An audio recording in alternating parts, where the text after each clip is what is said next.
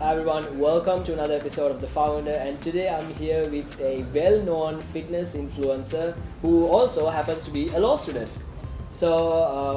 Today we have Dianaka Dharmapriya. Hi Dianaka, how Hello. are you doing? I'm doing good. How are you, man? I'm good as well. So I'm very excited to be here. Thank you for having me. So We are very let's get excited to to have it. you Yeah, here. thank you. Of course. So moving on to the questions, Yeah. how long have you been in this industry? So I've been working out for a very long time since I was very young. When I was like 11 years old, and then because I was a swimmer, I was a national swimmer. Most people know that. And then I actually started like the bodybuilding journey after I stopped swimming. So Okay. that was in 2018.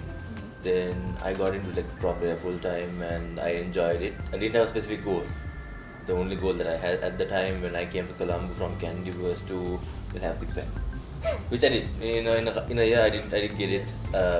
I pushed myself as much as I can, but I was still swimming at the time. So moving out of swimming into a new thing that I didn't know anything about, which I had to learn a lot, to be honest. So every single morning I was learning about something new in terms of nutrition, because there are not, at that time there weren't any people who were teaching about these things. And I remember like a couple of guys, and these people weren't even talking to the camera. It's just like posts where I do this, don't do this, like stuff like that. But like I was learning a lot while I was trying to build up my body. So I learned, and I started through swimming, and then I started actually this journey started when I was how long was it? In 2017, let's say. But the sport, bodybuilding, the sport has been in my life for as long as I can remember, because of my mom's influence on me. Because she's in her 50s now, but she still works out. She's very fit. She doesn't look, she's 50, like she's 52. She looks like she's 30, in her 30s, and so yeah. So like she has been the main influence in my life to start this sport, and I'm sure that everyone enjoys bodybuilding. To be honest, with it's bodybuilding, right? Who doesn't want to look nice? So You want to build up that image. exactly. More than the image is like you have confidence when you have like a big body, and the what do you call it, and the discipline, and like it puts everything in your life in accordance with a proper structure. Yes. That's what you want. Exactly. Yeah. So it's not always been an easy journey, has it? So it's a long way coming. Oh yeah. Great. A lot of hardships. I'll tell you about it in a second. For sure. So people have different opinions when it comes to fitness and going to the gym. What do you think about that? Well, it depends on what your goal is. Like really, like so. I train clients. I train a lot of people, mostly females, because I like helping them out, and so it really depends on what they want to do. Like most of my clients, most of them want to lose weight. Some people want to build up muscle. Some want to bulk up because they look small. So it really depends on what type of goal you have, and from that you have to get someone who's educated enough to walk through this journey with you, because you need guidance. Like I said, when I started out, I had no one. I had two trainers, honestly, and they helped me to They helped me to structure my program and like get personal training at the time. But after a while, even that was not enough, because It was in detail. it wasn't detailed in the sense, like you're not gonna make any progress by just doing a workout. Okay. You have to get a diet, and you have to eat in a certain manner for a long time, and you have to be consistent with that. Like I had that at the time. I was under eating, and also I looked skinny and very ripped. So that was that. But like it depends. It comes down to what the client wants to do, what the person wants to do, what their goal is, and whatever training they do doesn't have to like differ. When it comes to male and females, most biggest misconception is like women should not do what men are doing. That's wrong, because we are both human at the end of the day. We have the same structure except for certain organs, but other than that, you are supposed to train the same way that everyone else trains. So by understanding these things, you can actually get into a structured program and be consistent and patient, and with time you'll definitely see the progress and the results that you want to see. So that's how, if someone wants to start, they first have to understand that. First they have to realize, what do you want to do? Why are you doing this? And you have to be realistic. They'll see any results in 4 to 6 weeks. No way. Maximum someone starting 3 to 6 months. Yeah, you gotta get in the long haul, right? Oh yeah, for sure. I mean, it doesn't end, bro. Like you keep going. Like Exactly. getting to the goal is easy, but like maintaining is very difficult. Like anything. I was talking to a client of mine and I was telling him like we're talking about something about his business or something like that. But like what I was telling him was like like even to get to that certain point, it's easy compared to maintaining that. Yes. You can get there, you can go back and get there again, but like maintaining that that baseline is very difficult. So yeah, I mean, if someone wants to start, that's what they should do, like structured program, structured diet, time, patience and consistency. Really, you need to specify what you want. You can't just go and just say, oh, I'm gonna go to a gym and be like, oh, I'm gonna do that machine, that machine, that machine. I used to do that actually. I used to like go to the gym, stay there for like 6 hours, and I would do all the machines and I would go home. And the trainers would make fun of me and all, and like my friends also. But it didn't matter because thank God that my genetics are good, so I look good. But if someone else did that, they would like be, I don't know. That won't look. I think that would be the perception of like most people. They would just say, okay, you go to a gym, you try out all the equipment there, and you get like bulk up or something. But that's I mean, it's very easy. Like not these days, but like at one point in the previous past, that you would say like Arnold he did this exercise, this routine. If you want to look like him, you should do this. Whereas they are proper bodybuilders. They are like they were at the peak of like their height at their peak. So you can't expect to. I also seen the Sylvester Stallone did chest and arms in the morning, something else in the evening, one day rest and hit cardio and not eat carbs. So like that do not work. That doesn't work. That's not healthy. Yeah. You can't maintain anything like that. Truly, like I tried that. Like at one point I was training so much. One day I woke up and I said to myself like, I can't do this for the rest of my life. I have no social life. And then you have no idea the restriction. Really? In the morning, I went about almost 3 years without having a cheat meal. Seriously? Yeah, but it paid off. I'm not saying no, but it's just like I gave up so much to get I didn't know that there were any other way to get to that point without sacrificing so much of time. Pros and cons. Really. Yes, but exactly. it really depends on perspective. But then again, there are much more easier ways where you can actually enjoy your life and also get to your goal. Okay, so we have a lot of bodybuilders in Sri Lanka actually who struggle to get into competitions and kind of get their talent recognized. So what do you have to say about that? Really thinking about it, in terms of competitions abroad, it's very difficult and very to be honest, it's very difficult to fund them. It costs a lot, including air tickets and all the supplementation they need to prepare for a particular competition. And at the moment, the prices of the price of food is very very high, right? So if you are a person who's trying to go for a competition, you need a lot of money to invest in this sport. It's like this, you risk and reward basically, right? Everything you do, whatever you do, you have to pay a price. So basically, so it's risk and reward. So how much of you have to be willing to put a lot of effort and money and time into this. So whereas the problem here, I think, is that people don't have enough funds, and there is no separate body in Sri Lanka which funds it to the level that it is funded in other countries. But even when it comes to other countries also, there are like different brands which sponsor athletes and give them certain perks and benefits. So whereas like the brand itself pays them or gives them a code or whatnot, and they promote it and they get some like discounts or whatever out of that, and they can fund themselves through those things like that. In terms of Sri Lanka, the industry is still new. It's at its conception and it's actually building up. So you said it's building up to that point. It's building up to that point. Now I can see that. Where we were maybe like 2.5, 3 years ago, we were very far behind, I would say. But like at the moment, it's going good because all these big brands are coming in Sri Lanka, like Under Armour, Adidas, Nike, like those stuff are they actually like, and even like our local brands are taking it up a notch. Like these whatever these oversized t-shirts or women's wear or athleisure wear wasn't there before. You would have to go to Nike or Adidas, whereas they were like quite expensive for people to buy. The industry is growing. It is a process. It takes a lot of time. In terms of bodybuilding and that sport, we have to take it up a notch. But then again, I can't say much about that because I don't compete. Like I've chosen not to compete Yeah. because I have other commitments. But when it comes to the sport of bodybuilding, I'm very passionate about it and I love it. And I mean, it's a very good sport. I mean, as long as you know how to balance it the rest of your life, you're good to go. When you're a bodybuilder or when you have specific fitness goal and you want to get to a certain level, you will sacrifice everything else to get there. Like you put your time, your money, your effort and whatnot. At one point you will get there, but then again, you might have this fear of not being able to maintain it, right? Then you're like, oh, I have to keep doing this specific thing that I did before to get this place forever, and that forever, you are sacrificing other things. Yes. Like I had to learn that the hard way at one point because I would put gym above everything else.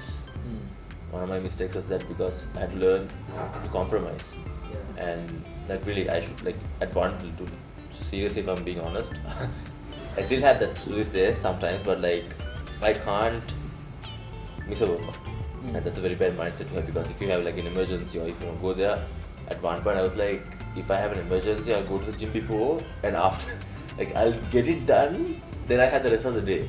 But honestly, when it comes to that, my first priority has always been like gym. Always been gym. Yeah, so you had to like, you can get to that point, but you had to also understand that it's just a part of your life rather than your entirety of your life.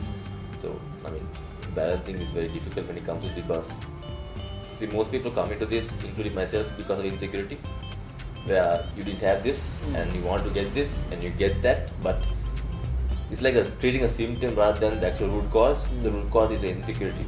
Just because you get somewhere doesn't mean your insecurity is gone away. It can be there. One of the things that drove me for a long time was the insecurity of going back to how I was. And sometimes I also have like, if I get a bit bulky and puffy, I don't like it. Like I have to do something extra just to get to this place. Then again, it comes to an understanding where you should let yourself go. Say you're here, right? You were here, now you got here, but you don't want to fall back. So you have to have like a balanced diet, balanced lifestyle to stay here. But that doesn't mean you're restricting everything else. But you have to also understand you have to enjoy life right here. If you don't enjoy life right here, you're going to fall back even worse. Not in terms of body, but in terms of life. So what you need to do is, I feel like, personally, if you're here, balance it out. Like enjoy your food, enjoy your cheat meals. But also 80% of the time, eat healthy. Make healthy choices. But 20% of the time, go out, party, eat like good food. The pizza, you're not gonna get fat in a day. It takes a long time to get fat. Believe me, I know, because like 3 weeks ago, I was eating like a freaking pig. I was in Kandy, back home. I was eating, gained about 4 kilos. And I was like, it's time to get back to the routine. I didn't normally do that, to be honest. Like I couldn't do it. I had to stay on this track. But like, I realized like you have to enjoy life too, Like I like to have my mom's food. I like it. Like I haven't had Sri Lankan food in a very long time. I don't eat Sri Lankan food, to be honest, because I like what I eat, honestly. But when it comes to things that you want to enjoy, you should enjoy it. That's what I think. Okay, so some people say that online training isn't really working out for them or it's not practical, while other people actually show results. So what are your thoughts on that kind of a conversation? So it actually boils down to what the client does by listening to the online trainer, right? Because online training means you're not there in person. Before I get into that, I have to explain something, that training is not where you lose weight, gain muscle, or get shredded. It is the diet. You can train as hard as you can, but you will never get to your goal if you don't eat right. I've seen people train, including myself, but I never saw results for years. Why? Because I was not eating well. So I would see this small meal somewhere which says, okay, this you build muscle for this, take a protein shake, put some milk in it, put some peanut butter in it, you're gonna build muscle. But like, if you really think about that statement, it doesn't make any sense. Like, how can that make you build muscle, right? I mean, at the end of the day, in order to see results, you need to understand, first priority is not training. First priority is nutrition and recovery. Secondly is training. Then thirdly comes both of those combined together. It has to be patience, consistency, and time. Those three have to be there. If one is lacking, that means the diet is lacking, and you train as hard as you can, you'll never get anywhere. You can eat as much as you can. I mean, like say, you're a hard gainer, say, you can't gain muscle mass quickly. So you start eating all the crap that you find your hand, like get your hands on, pizza or burgers or whatnot. You're not gonna gain weight. I mean, you might get some fat, but you're not gonna gain weight in a healthy way. So my approach to all my clients has always been longevity and health, not to get them there in a specific period of time. I will get there, then I will get them to their goal in a specific period of time, including the main priority being their longevity and nutrition and health. I want to create a lifestyle shift, not just tell them do this, do that. I want to have a conversation with them, I want to help them, I want to teach them, and I want them to leave me knowing that they can do this forever until the day they die. Like a lifestyle shift, not just to do a 3 months and go. So when it comes to that, people need to understand, when it comes to online training doesn't mean just training so hard and you're going to get results.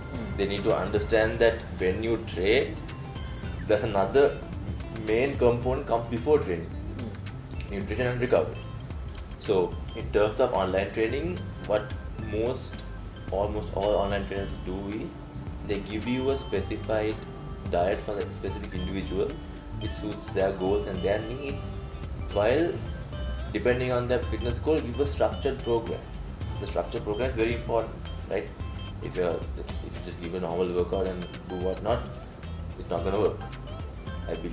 What I personally believe is the program has to be very good and very well structured, and you need to know, like, okay, this is a compound, what do you do after the compound exercise, what do you do in the middle, what do you do at the end, do you need this specific exercise for this person? What about pregnant people? They can't lift the same things that other people do. They can't function. What about postpartum women? Because I have people who are coming to me I'm training them in those terms, right? So you need to understand what you can do in terms of these clients. You have to have the knowledge also. You just can't go and wing it and just do stuff like that. But online training works because the people who train their clients, they give them a diet also, and they track them properly, right? And the seeing of results depends on the fact that how well the client listens to your advice and execute it, right? Listening and execution basically. If the client does not do what you say, they will most probably not see results. That's obvious as it gets.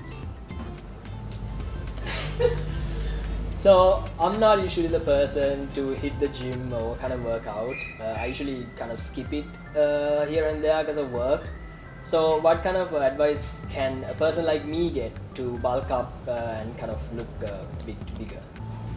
So the advice I would give someone like you would be to prioritize going to the gym at least 4 times a week and get on a diet.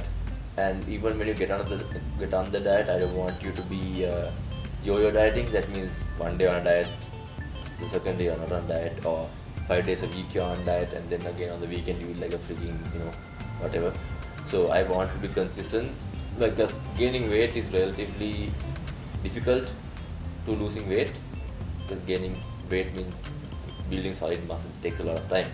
So that's why people say like a 3-month bulk is not going to work for you. 6 months to a year is the best way to bulk throughout a long period of time while training to failure. So when it comes to training, I would say focus on progressive overload, and there are certain concepts where you can implement them to increase the amount of load you pull. But like I would say mostly you have to be consistent. Consistency and making it a priority. Like you can't be like, oh, I don't have time today, I feel so tired, I don't want to go to the gym, whatnot. But like that's not gonna work. It's not gonna get you anywhere. If you want to do it, you either do it or not do it. Don't be in the middle. Don't say try. Right? That word try, take it out. Just literally scrap that from your vocabulary. Because either you do it, I will do it, I will not do it. That's it. So make a commitment, stick to it 4 times a week. Do like a upper lower push pull leg split, and make sure that every week you're progressing in terms of weight. And when it comes to the diet, make sure that you're eating whole macro foods. That means like good carbohydrates, fats and protein, and not cut out any macronutrients. That means most people, what they do is they cut out fats or carbohydrates, or like you need all these are called macronutrients for a reason, right? Macro is called big, micro is small, right? Obviously macronutrients are very important for you. for your body. It needs it. So sometimes we think we are eating a lot, but we are actually not eating a lot, right? So because we are eating foods that are making us feel full rather than actually give us the necessary amount of calories. So making sure that you have a macronutrient, good division of macronutrients, micronutrients, like your nutrition being on point, and sleep, recovery, taking a rest day, very important. For you, bro, I would say 4 times a week training, a structured diet with all the macronutrients, and prioritize rest and recovery, and make sure that going to the gym and being on diet is something that you prioritize in your life. That's the advice I have for you. So, as a fitness instructor, how can women physically improve themselves, and what are some of the misconceptions that the society might have on this topic? So I'll answer the second part and go into the first part. Yeah, I feel like we kind of run through we this kind part. of we kind of ran through that. So one of the things I spoke about earlier was women not lifting as men do. Some trainers would say, this workout is for a guy, this workout is for a girl, or higher reps and lower reps and whatnot. But those are all misconceptions that were in the industry long time ago. There have been a lot of research that has been done on both male and female, and it's not rocket science, right? You see Olympic lifters, weightlifters, women, men, whatnot. They do the same exercises. Why? A woman and a man, they're human. Just the body parts change, obviously, because they have to. But at the end of the day, the muscles you have in your body are the same, right? So why would you train differently than another person? I mean, another opposite gender, right? Exactly. So when it comes to training, no. The first misconception is women should not think just because they're gonna lift some heavy weight or go and do a barbell squat, they're gonna get bulky like a man or like a bodybuilder. Bodybuilders, they do it for a living, they do it as a sport, and they push to the extremes in terms of supplementation and training and nutrition, and they give up a lot to look like that. Just because you go for like a day or a week, you're not gonna get like that. It is very difficult to build muscle. I wish I went to the gym and lifted like that and got big. You're not gonna get big, you're not gonna get lean like that. Like I told you previously, consistency and time and patience, right? So that's one of the misconceptions. And secondly, I would say they need to focus on nutrition. Like any person, right? Like nutrition, focus on a proper balanced diet. And when it comes to women, they need certain macronutrients, micronutrients which are higher of a requirement than a man. For example, iron. They need iron because they get their period once a month, so iron gets depleted, so they need more iron in their body. And there are certain vitamins and minerals that women need more than men, so they have to give their mind to that kind of thing also, right? And like I believe women shouldn't cut out, not women, like people in general shouldn't cut out macronutrients entirely. So I'll give you an example. Fats, like good healthy fats are required for your body to regulate your hormones. It regulates your hormones, right? Your prolactin, your estrogen, testosterone in your body is regulated by the macronutrient source called fats. So you should eat avocados, cashews, like nuts and stuff like that to get your macronutrients in. Those are very important. So they should focus on nutrition. It's good for their health and their fertility and longevity. Everything comes into play. Main thing is that women actually are scared of doing like deadlifts or bicep curls or like shoulder presses or whatnot because they think they're gonna get broadened like a man. That is not true. That doesn't happen. When it comes to training, there is no discrimination whatsoever. I'll start there. I mean, just because you are a female, you are a woman, you are a girl, there's nothing saying that you should do this rather than this. This is what a guy does, this is what a woman does. Nothing like that. You should definitely stick to a program which trains the entirety of your body. That is a balanced workout. Every single part of your body must be trained. Why? So there's no body part that is lagging. I mean, it's okay if you want to focus on your glutes, if you want to focus on your lower body a bit more, of course, a program can be structured in that way. But that does not mean that you should cut out an entire body part. The reason that people in general, men and women both alike, should train all the body parts is to have a stronger body in all parts. If every part is strong, the entirety of the being is strong. So thinking about that, they should focus on every part of their body. And if they don't want to get bulky, okay, fine, don't skip anything. Train shoulders, but not to failure. Make sure that you do something to have some strength in them. Do some lateral presses, do some shoulder presses, do a bench press, do one exercise. So you actually train the muscle. Yeah. Because you can actually get injured when you do like day-to-day stuff. Like think if you don't want to get a bigger bag, you say, okay, I'm not going to do deadlift. What happens? We always like we go like this to pick up a box or pick up our children or whatnot. So like you want to be strong and have the strength in your body to do something like that.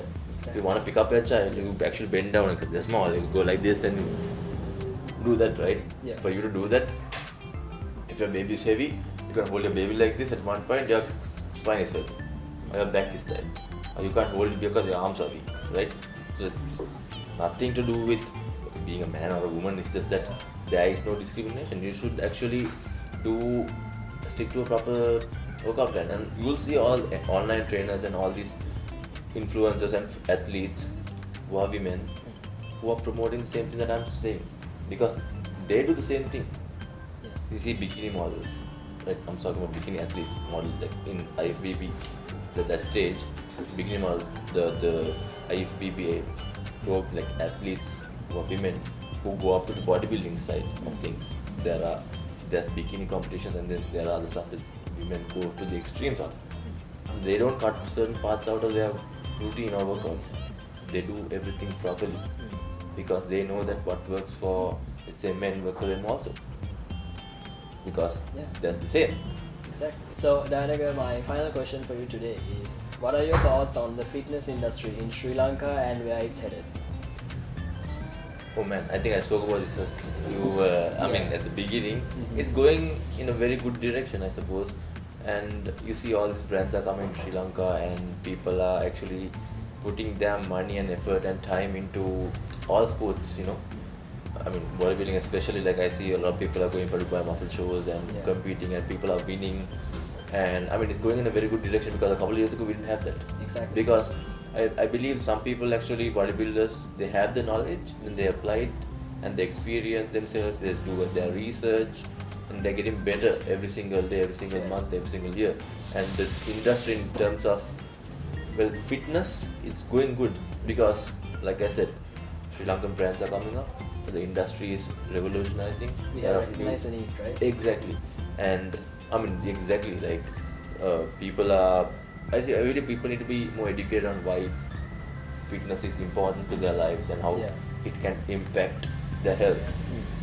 In terms of that, like if you think about the fact that you can really be healthy, and that means you can really avoid all these generational illnesses that you have just by working out, like heart disease, cholesterol, or diabetes or whatnot. You can definitely forego all these illnesses just by working out. And my mom, thank God, is living proof of that. We have a very bad history of all these diseases in our family, but thank God to this day that she has none of them, because she works out, right? And so that is what's important when you think about fitness. This is what the message should be: this, that you can have a long life and be free of sickness if you work out. And it's not a hard thing to do. It's just that you get someone who knows what they're doing.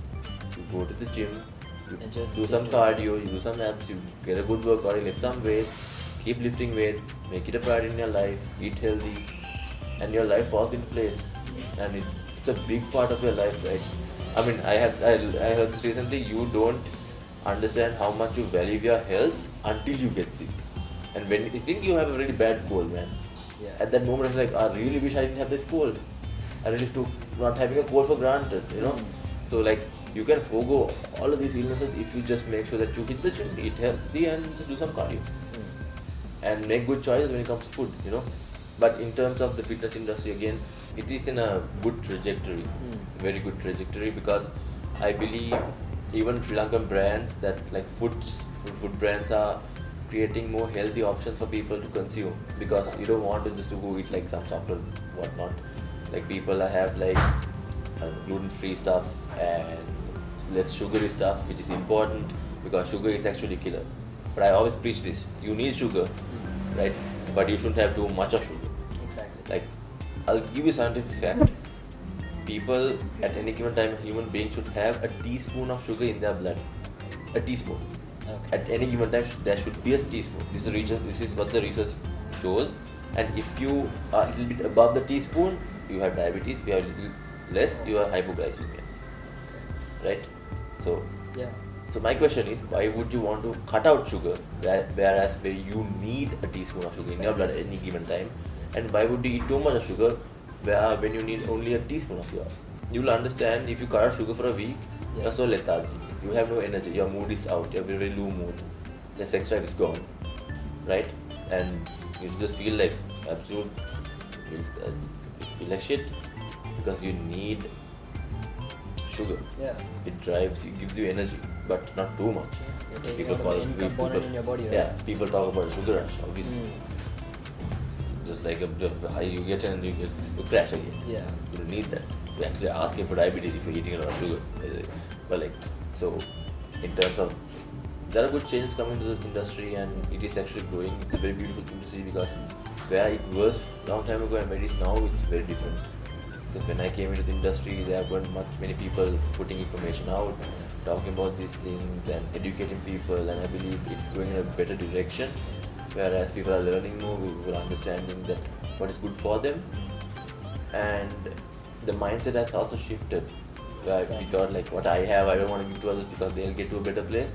But now it's shifting, like it's shifting. Whereas people are thinking, I got here, I want other people to get where I am also because you have to go together in this journey, right? You shouldn't go at it alone.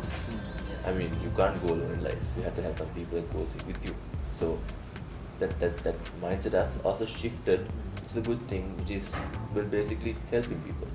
So just like we discussed, guys, health is wealth, and I want to thank Dianaka Dharmapriya for joining us here today. Dianaka is also pretty active on social media. Would you like to maybe plug your socials?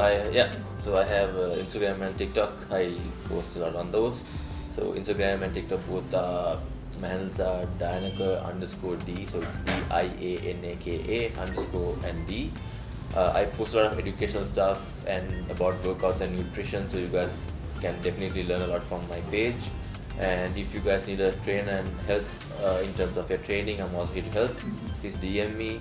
And yeah, thank you. Thank you for having me. No problem, dude. So that's all we have for today's opinion video. Do join us again with another trendy video that we will be releasing soon. And I'm Siddhika Ranasinghe signing out from the Fountain.